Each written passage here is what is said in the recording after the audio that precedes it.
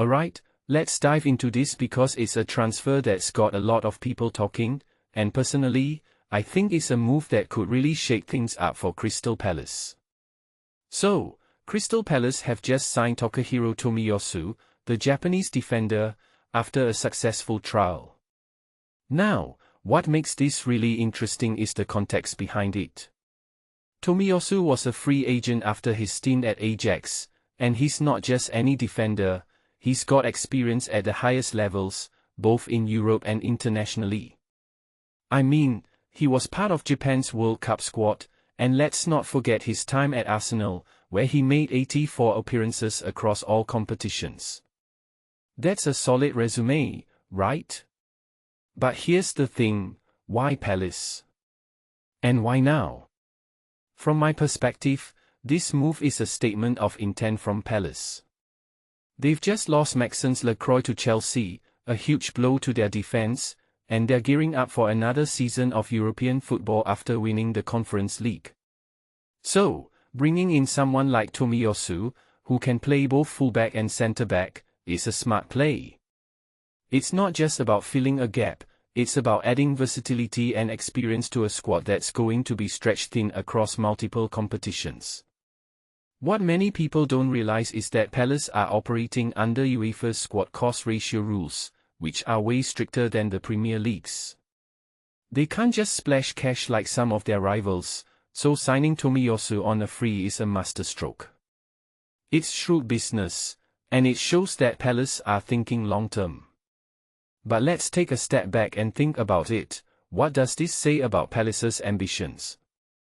They've won 3 titles in 2 seasons under Olivier Glasner, and now with PSH at the helm, they're clearly not resting on their laurels. Tomiyasu himself said, "This club is in a good moment, winning 3 titles in 2 seasons. Here is where I wanted to be." That's a big statement from a player who's seen the highs and lows of European football. It suggests that Palace are becoming a destination club, not just a stepping stone. And if you ask me, that's a massive shift in their trajectory. Now, one thing that immediately stands out is how Palace are navigating their financial constraints. UEFA's rules kept spending on wages, transfers, and agent fees at 70% of club revenue, compared to 85% in the Premier League. That's a huge difference, and it means Palace have to be smarter with their signings. Signing Tomiyasu and Oscar Mingueza on free transfers? That's not just luck, that's strategic planning. But here's the kicker, they're also eyeing a loan deal for Chelsea's Josh Echempong and Brest Raphael Le Guen.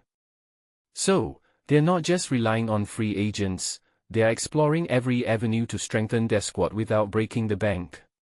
What this really suggests is that Palace are building a sustainable model, one that can compete in Europe without sacrificing their financial stability. But let's not forget the bigger picture here.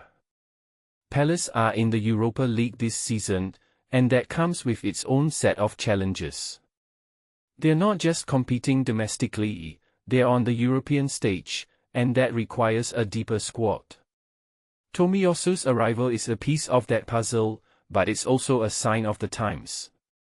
Smaller clubs like Palace are increasingly having to punch above their weight, and UEFA's rules aren't making it any easier. In my opinion, this is where the real battle lies, not just on the pitch, but in the boardroom. How do you build a squad that can compete at the highest level while staying within strict financial limits? That's the question Palace are trying to answer, and so far, they're doing a pretty good job. What makes this even more fascinating is the potential ripple effects. If Palace can pull this off, balancing European football with financial sustainability, they could become a blueprint for other mid-tier clubs. But it's not going to be easy.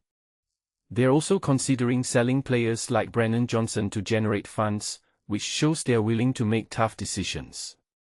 This raises a deeper question: can a club like Palace truly compete with the big boys without compromising their identity? Personally, I think they're on the right track, but it's going to take more than just one signing to get there. So, what's the takeaway here? For me, it's that Palace are playing the long game. They're not just reacting to the loss of Le Croix or the demands of European football, they're proactively building a squad that can handle both. Tomiyasu's signing is a symbol of that strategy, a player who brings experience, versatility, and value. But the real test is yet to come. Can they sustain this momentum? Can they keep competing at the highest level without overspending?